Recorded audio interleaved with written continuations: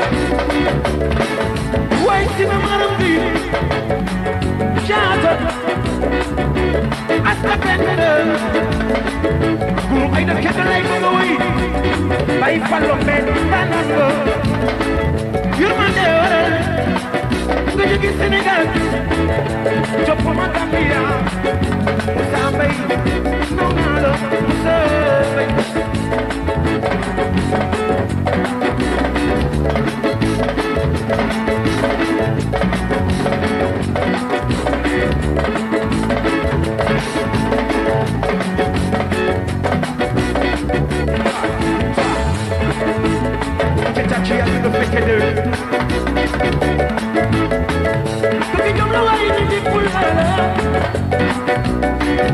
yow ki ma bay sa njaboot bi sopp lool alal ji la yàlla jox yaa ngi ciy teral doomu aada ma ñaar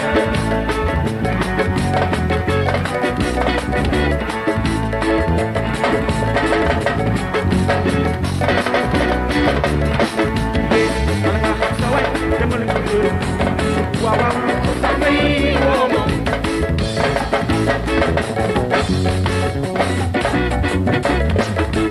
perdi yow la yow yaa ko yor waaw waaw sama yi woo ma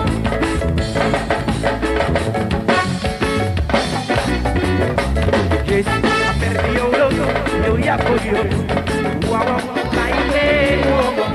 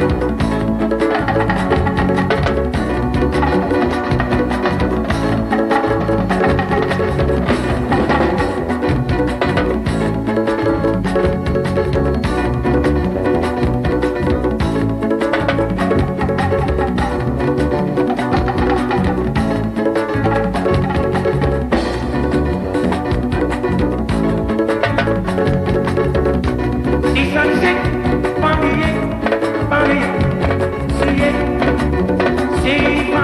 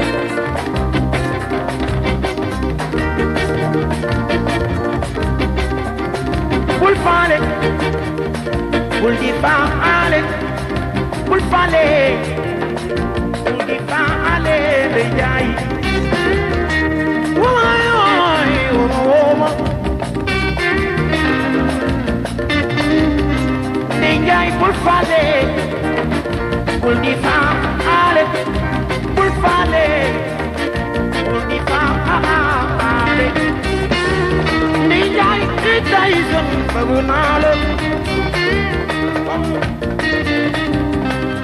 ndi san bul faale bul di faale bul faale bul di faale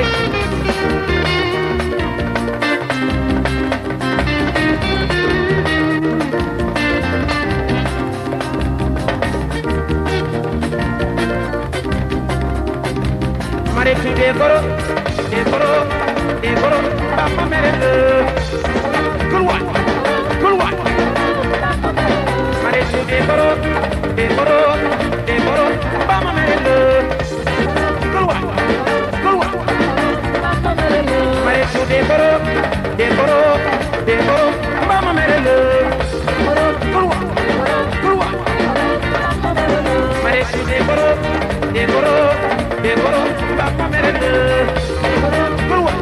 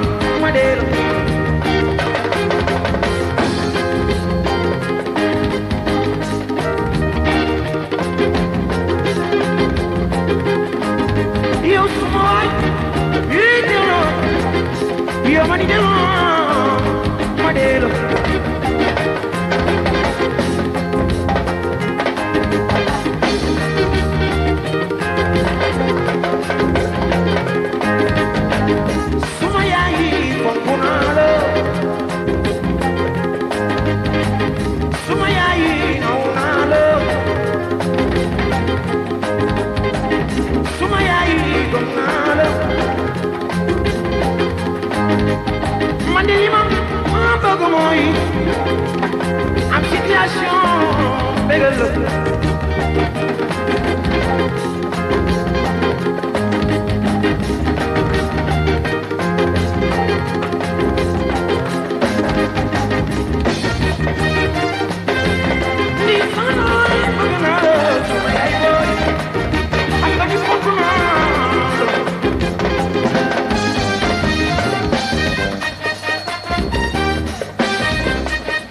kita giran sedih, kita giran sedih, kita giran sedih. Lokoy, lokoy, lokoy, lokoy, lokoy, lokoy, lokoy, lokoy, lokoy, jay lokoy.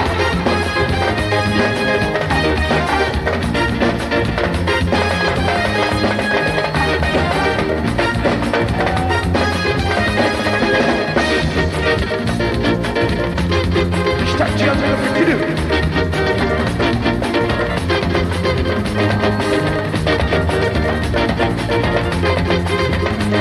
Bilay sama majasi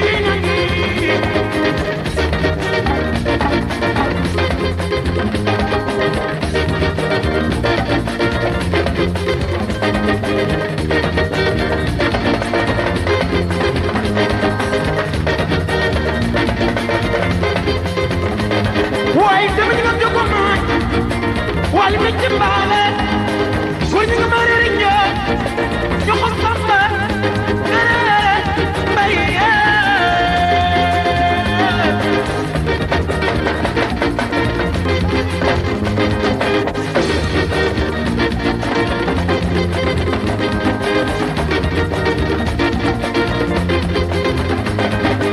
Yay pati me legi woy si yaay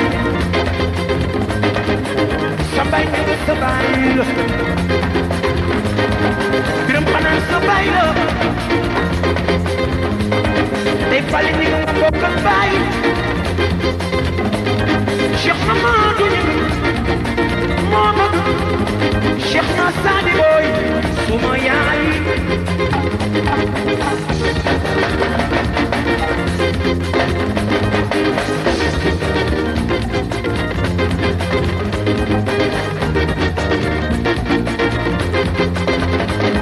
ku bëgg sa yaay mbaa nga bëgg sa baay ku bëgg sa maam mbaa sa nijaay ku bëgg sa yaay mbaa nga bëgg sa baay mbaa sa maam mbaa sa nijaay suma yaay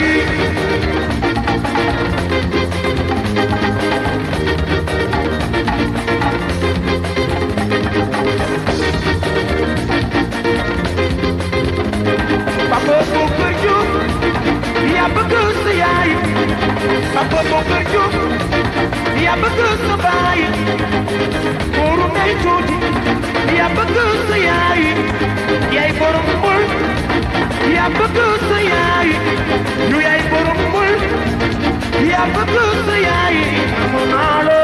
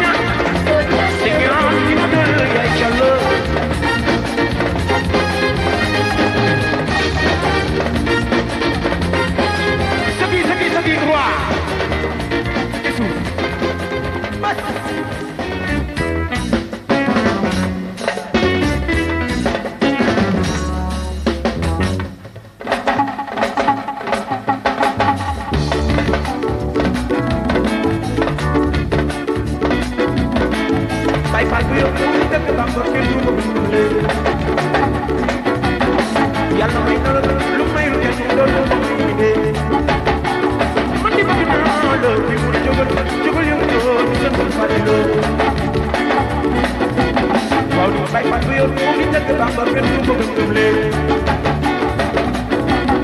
bilay yàlla may na la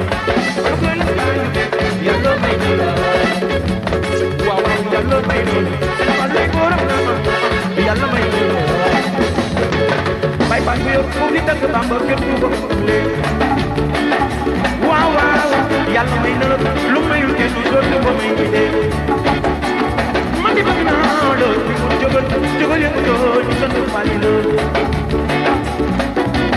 waaw bay bay ko yor foofu di dëgg Bamba kenn du ko gëm leen bilay yàlla may na la yaay borom laa si yàlla may na la waaw waaw yàlla may na la yow yaay borom laa si yàlla may na la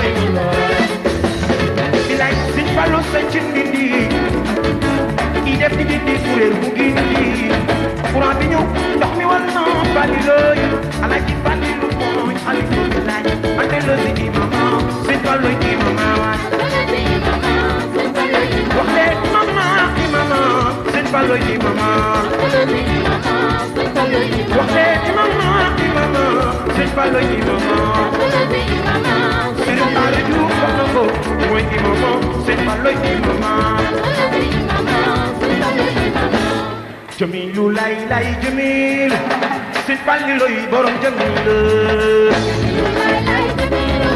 Sati yàlla na fekk de Rijaalu lay lay rijaalu Fallu ma bum basiru rijaalu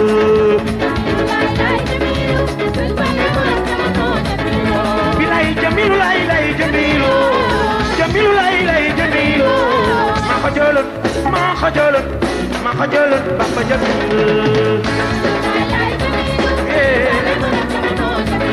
waaw lay lay daal fande mo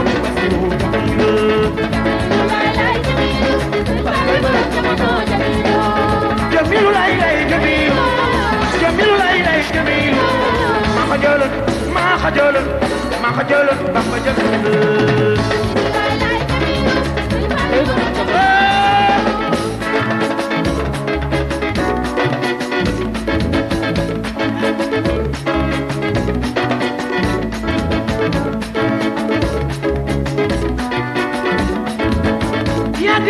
Sodana Fallu yàgg nga daan Unga lambi soda ñoo ngi lay siyaare yaa di sam soda Fallu yàgg nga daan Unga lambi soda ñoo ngi lay siyaare yow la Yàlla wóolo yow la Yonent bi wóolo yow la jàmm doylo ñoo ngi lay siyaare fàtti la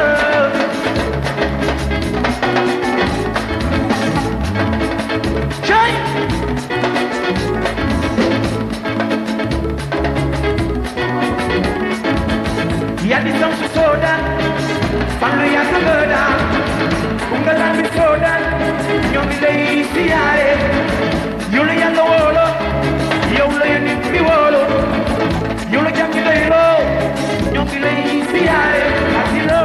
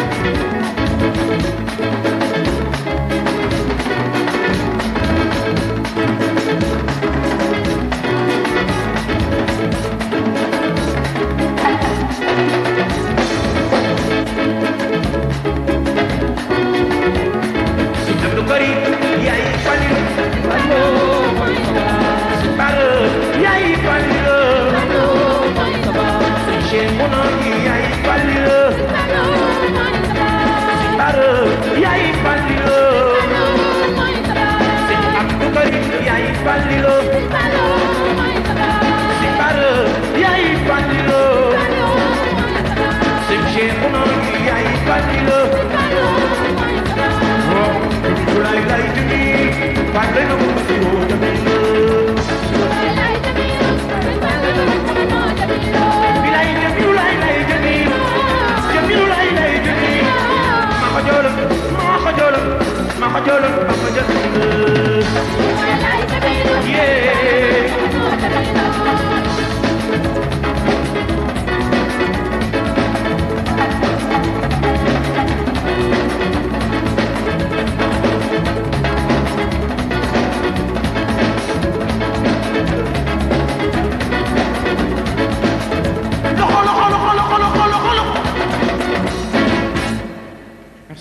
Monsieur, bonsoir. Merci d'avoir choisi les programmes de la RTS et surtout ce programme que nous dédions à notre jeunesse, Graine de Star numéro 2, que nous avons le plaisir de présenter depuis le Biddew de Pikine. Oui, car ce soir, nous sommes à Pikine, la grande mégapole, Pikine, que l'on qualifie de grenier de stars. Et cela est vrai car quand on pense dans le domaine sportif à des garçons comme Tyson, dans le domaine de l'art, il y a à parler de Pikine. Dans la coiffure, il y a à parler de Pikine. Et je voudrais citer aussi ce soir celui qui est devenu pratiquement une star en sortant une cassette, Monsieur Ndongolo, ici présent. Vous avez à Pikine un garçon qui fait la fierté de l'Amérique blanche, l'Amérique noire, l'Amérique tout court et le monde tout court. Il s'agit du lutteur Tyson. C'est un phénomène. Et lui aussi, il est de Pikine. Ma foi, je me demande si Pikine devait quitter maintenant la région de Dakar, qu'est-ce qui nous resterait?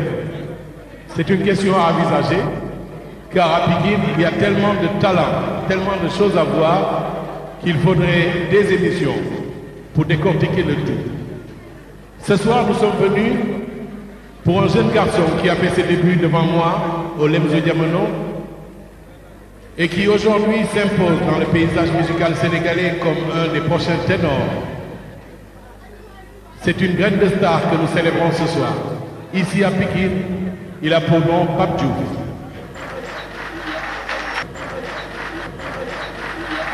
Avant de parler de ce garçon, car qui mieux que lui et sa voix peut parler de lui-même? Son talent parlera pour lui. Pas besoin de faire des louanges ou de lui tresser déjà des lauriers. Quand vous écoutez sa voix, vous êtes pris sous un charme exceptionnel. Pape Diouf, c'est le garçon qui a donné un souffle nouveau au Lemzo Diamono au temps où c'était difficile.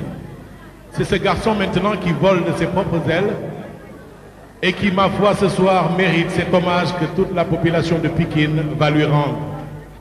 Car ce soir, nous avons les élus de Pikine avec nous. Nous avons l'honorable Samba Batili, député du peuple de Pikine. Merci, monsieur le député. Nous avons avec nous ce promoteur qui, lui aussi, à sa façon, a donné un souffle nouveau à la lutte sénégalaise. Je veux parler de Serigne Modou-Niang. Merci, Serigne. Nous avons avec nous Monsieur Abdoulaye Diop, qui est le maire de Guinaw Rail Sud. Nous avons avec nous Monsieur Mamadou Ba, son alter ego, maire de Guinaw Rail Nord. Donc il n'y a pas de jaloux. Hein. Tout Guinaw Rail est là avec nous ce soir. Nous avons avec nous aussi celui qui dirige le Daaraï Pape Diouf, Hassan Silla. Merci Hassan. Avec nous aussi mon collègue et ami Alpha Malo de RFI qui est là aujourd'hui. Et c'est lui qui dirige donc la génération consciente que vous connaissez très bien. Merci Alpha. Avec nous Sidi Diop de Nouvel Horizon, Ndeye de Tyson. Mon ami Didier Paco de Témoin FM, Lamine Thiam, Oxygène et d'autres confrères que je vais citer tout à l'heure.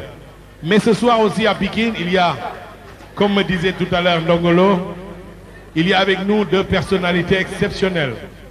Il s'agit de Modou Mbaye Garmi et de Lamine Thiam Dogo. Merci à vous. Merci pour tout ce que vous faites pour les jeunes de Pikine et pour les autorités de Pikine. Voilà donc, mesdames, messieurs, le décor est planté. Nous allons recevoir cette grande vedette de Pikine qui, je l'espère, à l'égal de ses devanciers, va faire briller très haut l'étoile de Pikine. Mesdames, messieurs, Monsieur Pape Diouf.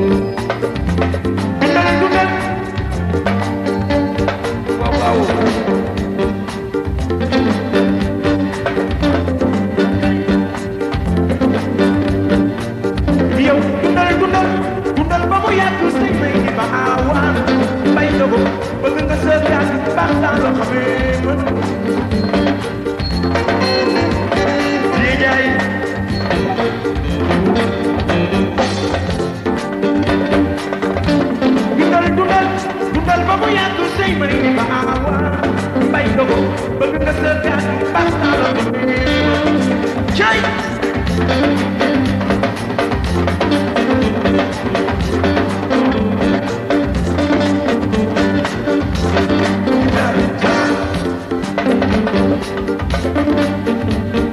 ni dogo falit ma wajoroy bilay ku ba samba yaay jaloore bayu ne mbay man tamu na la kuru awti mo man woru na la day sanni bay wuy mayo oy bay ali bayay ka ba yaay ba ba ko sele bay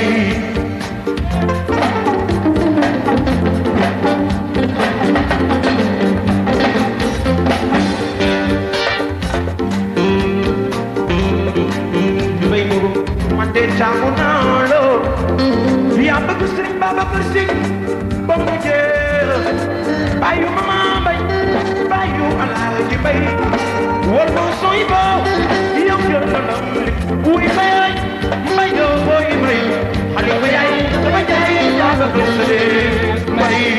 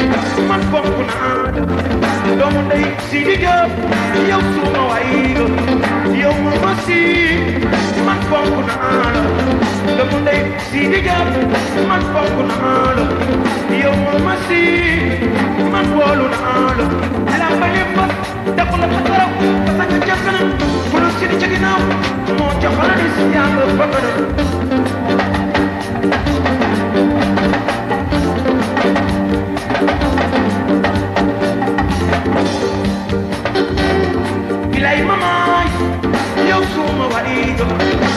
Mamacita.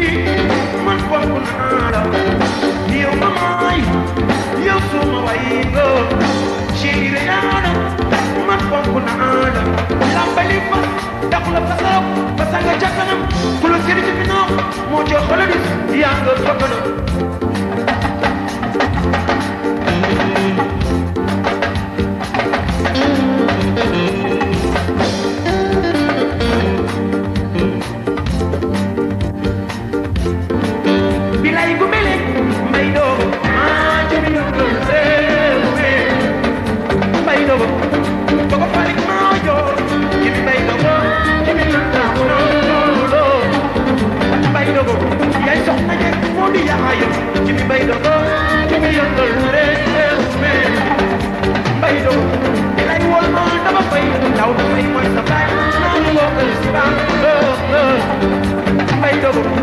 yow wol ma mbay di gay moom suma waay nu la nekk day doxee bakata bakata arabay wala di gay di bakata wala bakata bakata arabay wala bakata arabay di nawray arabay di bakata arabay ay lay pikin wala di gay di bakata arabay ay lay sen wala di gay di bakata arabay Biddew arabay yay bakata arabay am fayit bari jox leen ñu bëggata awa jaay bari jox leen ñu bëggata bari loxo yi bari jox leen ñu bëggata faaw ñu bëggata bari bëggata fa bëggata du fa ñoo ko bay saga ma tayeen madame ma jaaraju bëggata bari jox leen ñu bëggata bari loxo yi dale bëggata teel bëggata jaja bay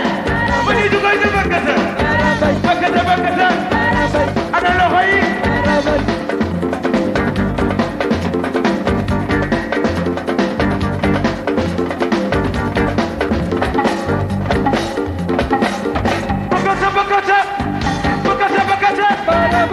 ñu bëggata maman si ñu bëggata si bi bëggata ñu bëggata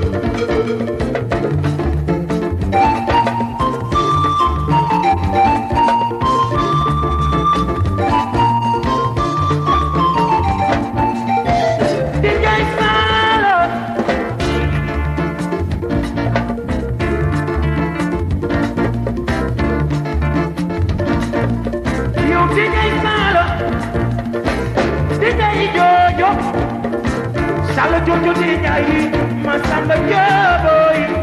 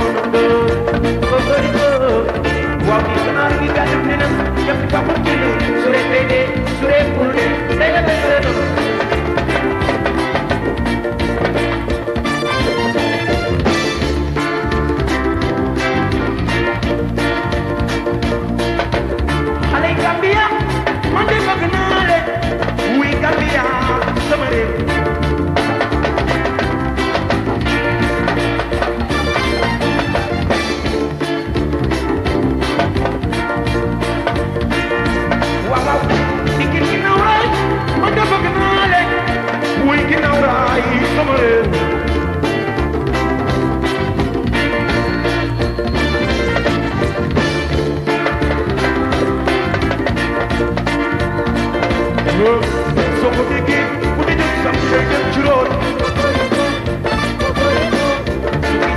sa xami seeñu dina am na solo waaw waaye dina am nga nii bi yëpp dina bi baax na bi yëpp bi lay ci yow te ci moom bu mu mën a dëgg waaw di gën a rëgg yi gàtt nee na jëm ci papa jënd su leen dee su leen pour dee nee la bés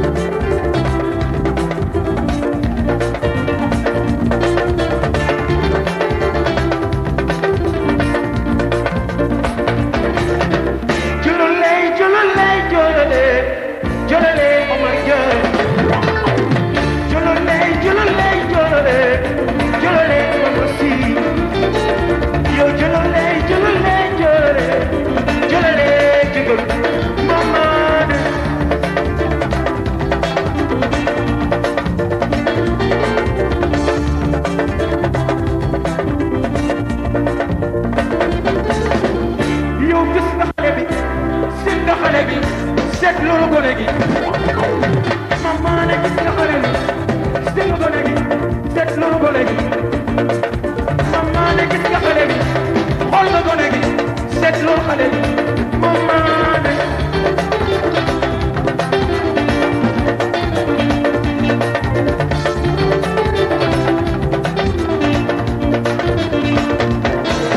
mama ne gis nga gone gi xool nga xale bi seetlu gone gi mama ne gis nga xale bi xool nga gone gi seetlu gone gi mama ne